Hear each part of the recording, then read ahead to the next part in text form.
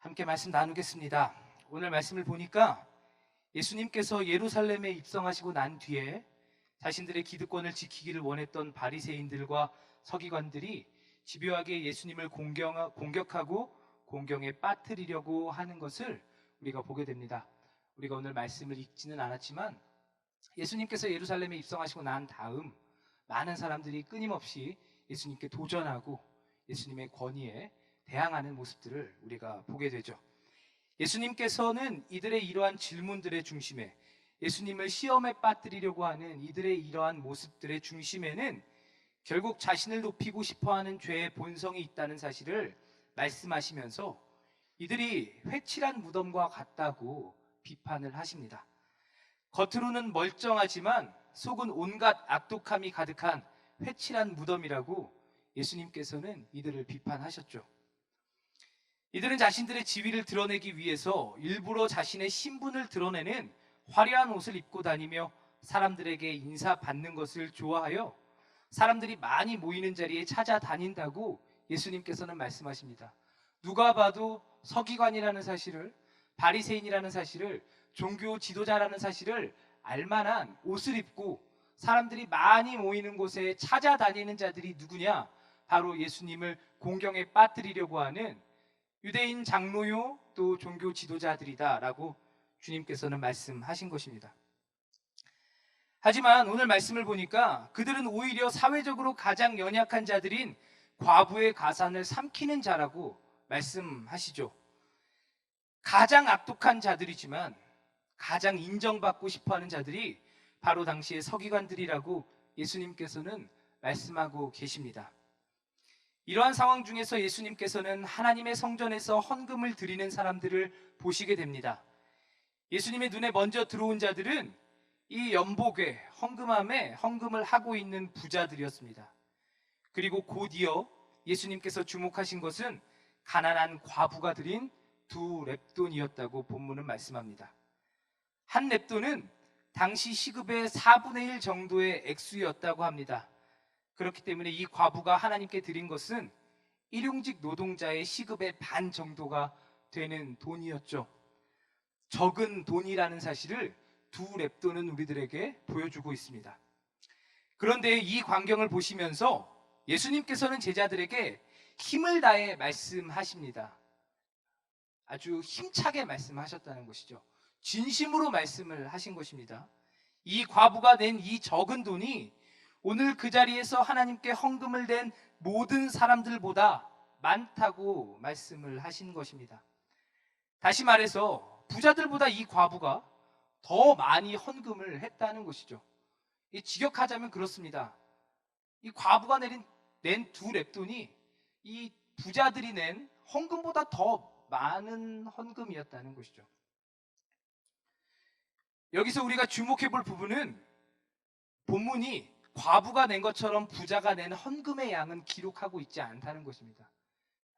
과부는 두 렙돈을 냈지만 부자는 얼마를 냈다고 기록해 있지 않다는 것입니다.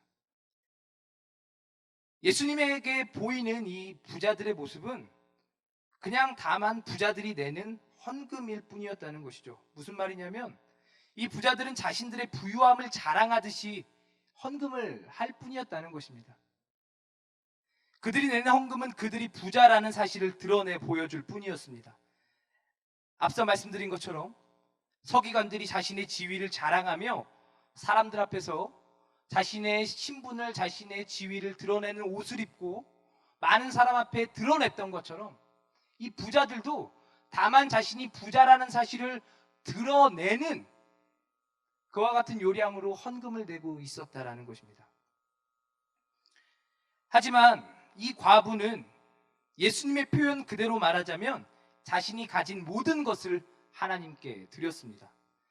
두 렙돈이 자신의 전부일 수밖에 없을 정도로 가난한 여인이었지만 두 렙돈을 드림으로 이 여인은 하나님께 자기 자신을 온전히 드린 것이죠.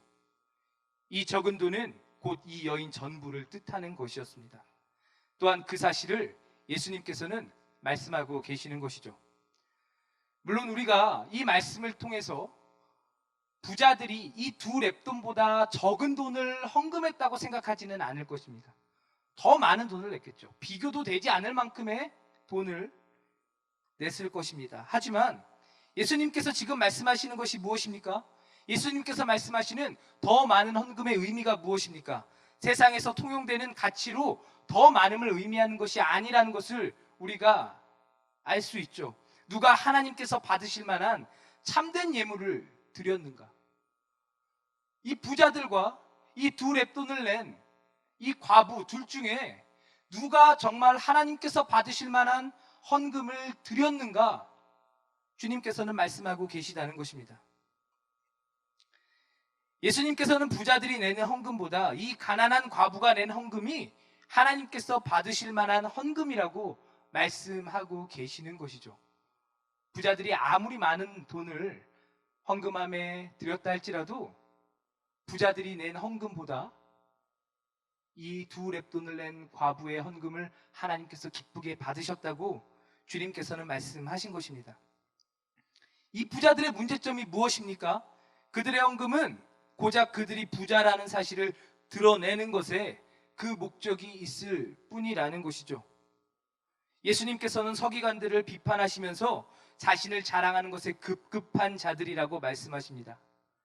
계속되는 본문, 이어지는 본문을 통해 헌금을 내고 있는 부자들 또한 자신들이 부자라는 사실을 드러내는 것에 목표를 두고 있다는 사실을 우리는 알게 됩니다. 누가가 그냥 막 기록한 게 아니라 이와 같은 사실을 분명히 드러내기 위해서 이 사건들을 이어서 기록을 하고 있었다는 것이죠. 그리고 이렇게 드려진 헌금으로 꾸며진 예루살렘 성전은 어떻게 됩니까? 결국 돌 하나 남김없이 무너지고 말 것이라고 말씀하십니다. 우리 주님께서 이 부자들의 헌금, 또 가난한 과부의 헌금, 이것을 보고 말씀하시고 난 뒤에 이어진 본문이 무엇입니까? 어떤 사람들이 성전을 가리켜 그 아름다운 돌과 헌물로 꾸민 것을 말하며, 그러니까 이와 같은 것이죠. 그들이 낸 그 헌금들로 꾸며진 이 아름다운 성전을 한번 보십시오라고 사람들이 이야기한 것입니다. 아름답게 치장된 그 성전을 바라보며 사람들은 찬양하고 또 자랑했을 것입니다. 성전은 그들에게 있어서 무엇과도 바꿀 수 없는 가장 중요한 것이었기 때문에. 그런데 그 아름답게 꾸며진 성전을 바라보면서 그들 스스로 자화자찬했겠죠. 그 성전은 무엇으로 꾸며졌겠습니까? 그 부자들이 자기 자신을 드러내기 위해 내바친 헌금을 통해서 꾸며지지 않았겠습니까? 그래서 5절에서 이렇게 말하는 것입니다. 아름다운 돌과 헌물로 꾸민 것. 그런데 주님께서는 뭐라고 말씀하십니까? 너희 보는 이것들이 날이 이르면 돌 하나도 돌 위에 남김없이 남지 않고 다 무너뜨려지리라 라고 말씀을 하고 계시는 것이죠. 과부의 가산을 삼켜서 자신을 배부르게 하고 그렇게 얻게 된 사회적인 지위를 자랑하는 이 모든 세상적인 가치관, 또 이 가치관으로 꾸며진 성전은 모두 다 무너지고 말 것이라고 주님께서는 말씀하고 계십니다. 이와 같은 세상적인 가치관은 심판받게 될 예루살렘 성전과 같은 것이라고 주님께서는 말씀하고 계시는 것이죠. 아무리 아름다운 돌과 보화들로 꾸며져 있더라도 하나님께서 계시지 않는 성전이라면 결국 무너지고 말게 될 것이라고 주님께서는 말씀하신 것입니다.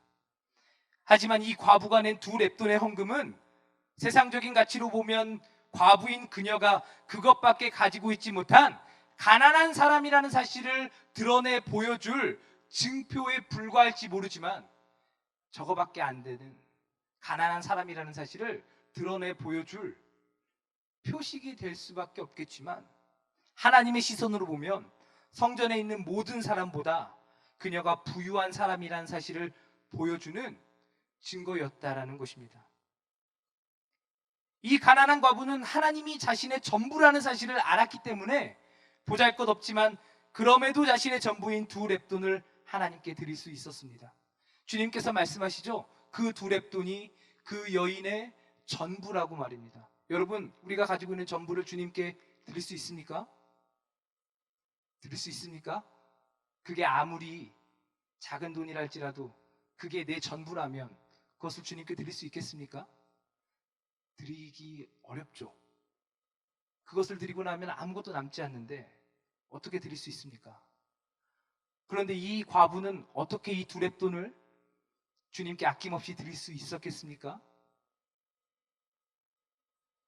그녀는 자신이 주님께 두 렙돈을 드려도 문제되지 않는다고 생각했을 것입니다. 왜냐하면 그녀는 그 자리에 있는 그 누구도 믿지 않는 하나님을 믿는 참 하나님의 백성이었기 때문입니다.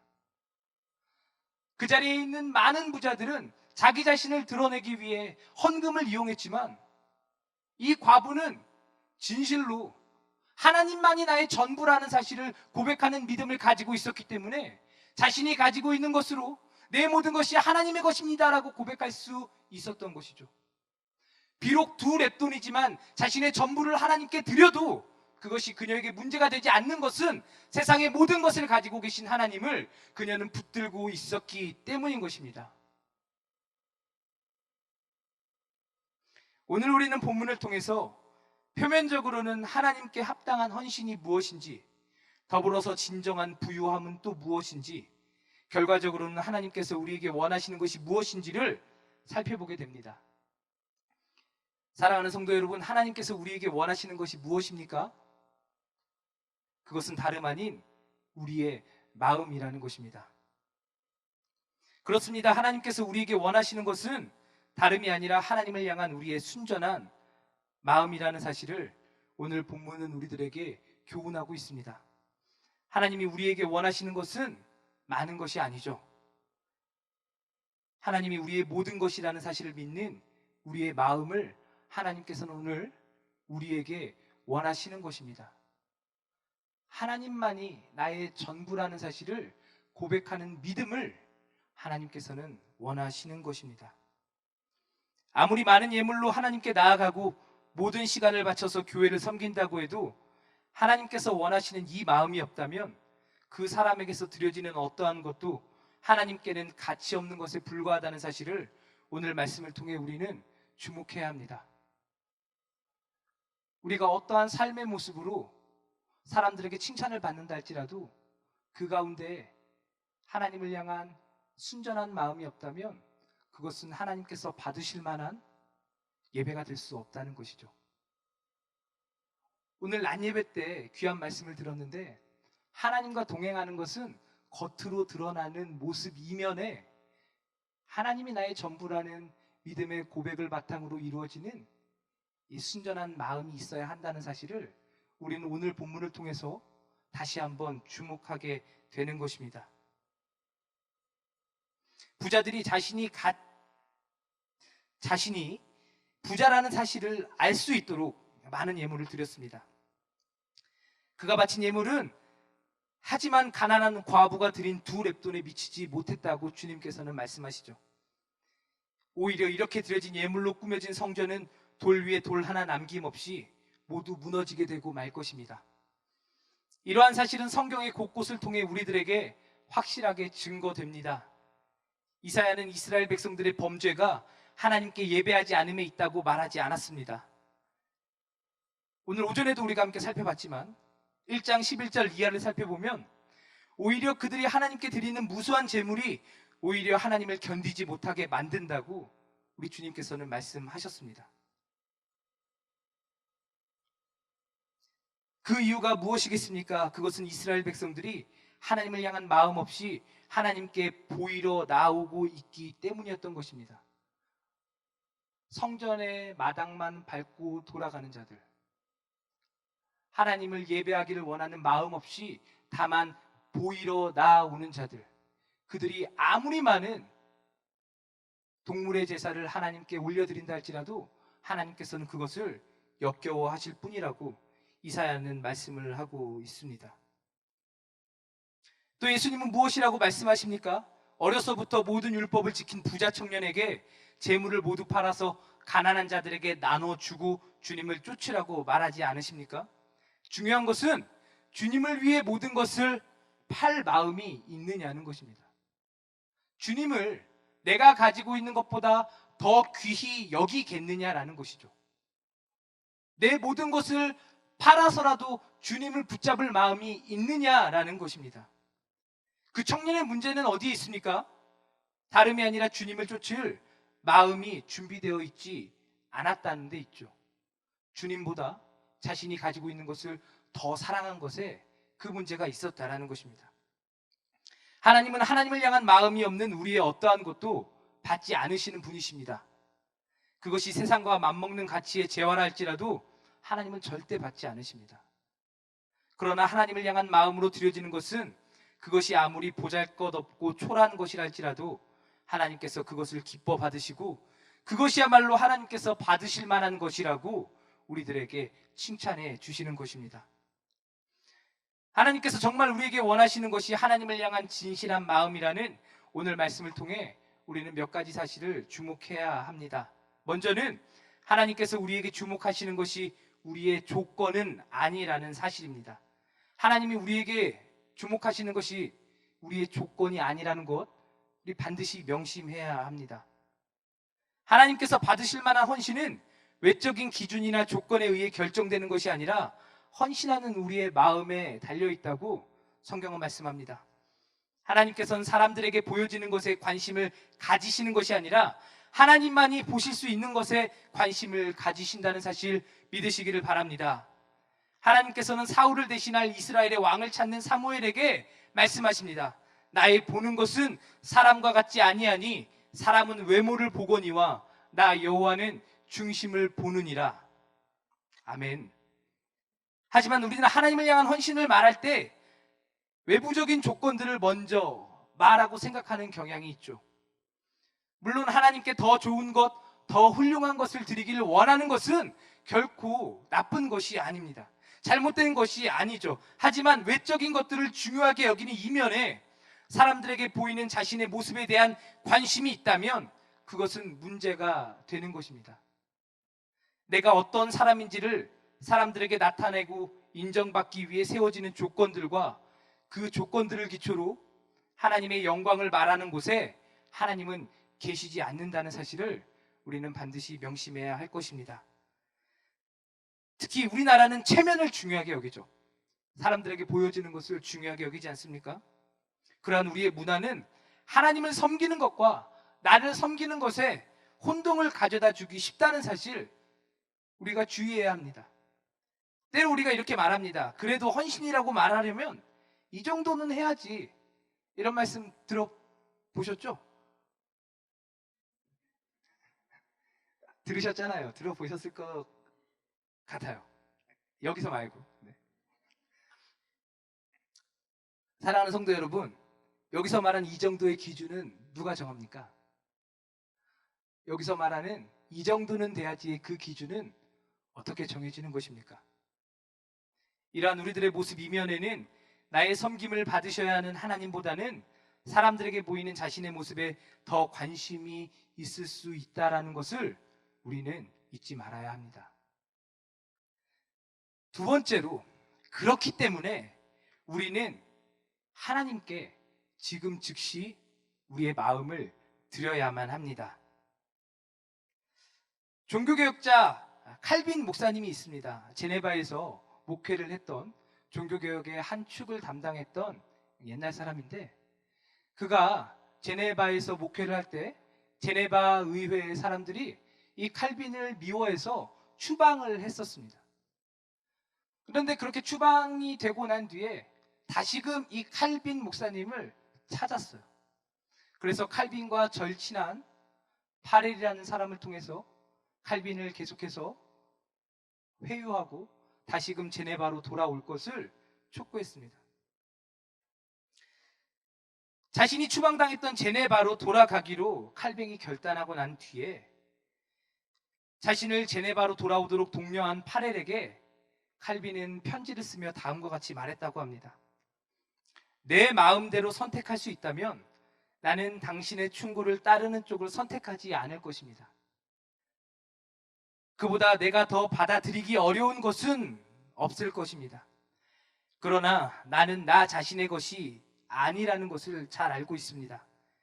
그러니 하나님께 바친 희생 제물처럼 나의 심장을 주님께 지금 드립니다. 우리는 하나님께 헌신을 다짐하지만 그 시간은 하나님께 헌신할 준비가 끝나고 나면이라고 생각들을 합니다. 마음은 있는데 지금은 바빠서 안 됩니다. 목사가 제일 많이 듣는 말 중에 하나예요. 제가 나중에 할게요. 제가 나중에 섬기겠습니다. 얼마나 많이 들었을까요? 10년 뒤에 하나님께 제 인생을 드리겠습니다. 지금은 제 인생을 일구고 그 뒤에 멋지게 하나님께 제 인생을 바치겠습니다. 사랑하는 성도 여러분, 하지만 하나님께서 원하시는 것은 준비가 다 된 나의 도움이 아님을 잊지 않으시길 바랍니다. 하나님이 내 도움을 필요로 하십니까? 아니요. 나를 통해 일하실 분이지 내가 없다고 하나님이 일하시지 못하시는 분이 아니라는 거예요. 하나님은 우리의 도움을 구걸하시는 분이 아니십니다. 내가 하나님을 섬길 만한 때 그때를 기다리시는 것이 아니라는 것입니다. 하나님은 바로 지금 여기에서 보잘것없는 저와 여러분의 마음을 원하시는 것입니다. 명필은 붓을 가리지 않는다고 하죠. 하나님께서는 보잘것없는 저와 여러분을 통해서 하나님의 권능을 나타내실 수 있는 분이심을 믿으시길 바랍니다. 나 같은 사람을 가지고 그런 말씀, 겸손의 말이 아니라 하나님을 향한 믿음이 없는 말이라는 것을 잊지 않으시길 바라요. 나 같은 사람이 이건요 겸양이 아니에요. 불신입니다. 하나님은요 지금 우리들의 마음을 받기를 원하세요. 교회 안에 큰 자리, 낮은 자리가 어디 있습니까? 어떤 자리는 높은 자리고 어떤 자리는 낮은 자리죠? 하나님이 보실 때는 다 똑같은 자리 아니겠습니까? 우스갯소리로 그런 말을 하죠. 하늘에서 하나님이 보실 때 우리의 어디가 보일까요? 제가 키가 170인데 우리 집에서 최장신이에요. 단위를 뛰어넘는 70의 고지를 돌파한 최초의 사람이 전데, 하나님이 보실 때 170이나 180이나 우리 서장훈 선수와 같은 2m가 넘는 사람이나 위에서 보면 어떨까요? 다를 바 없겠죠. 하나님이 나에게 엄청 고상한 것을 원하신다고 생각하실 필요 없습니다. 나를 부르시는 그 자리에서 내가 하나님께 쓰임받을 수 있다는 그 한 가지 사실에 감사하며 내 마음을 그 즉시 하나님께 드릴 때 하나님께서는 영광을 받으시는 것이죠.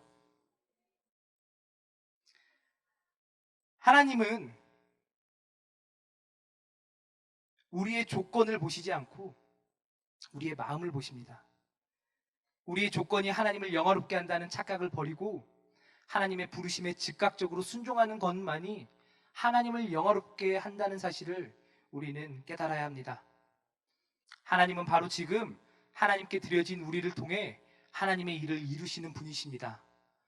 주님께서 우리의 마음을 원하신다는 사실을 아는 자들이라면 바로 지금 진실하게 우리 자신의 마음을 주님께 드려야만 할 것입니다. 우리는 우리의 마음 없이 주님을 섬기고 있지는 않습니까? 지치죠? 이와 같은 상황에서 특별히 우리 성도님들처럼 헌신도 높은 분들을 찾아보기 어려워요. 한 사람이 몇 개씩 교회를 섬기고 있지 않습니까?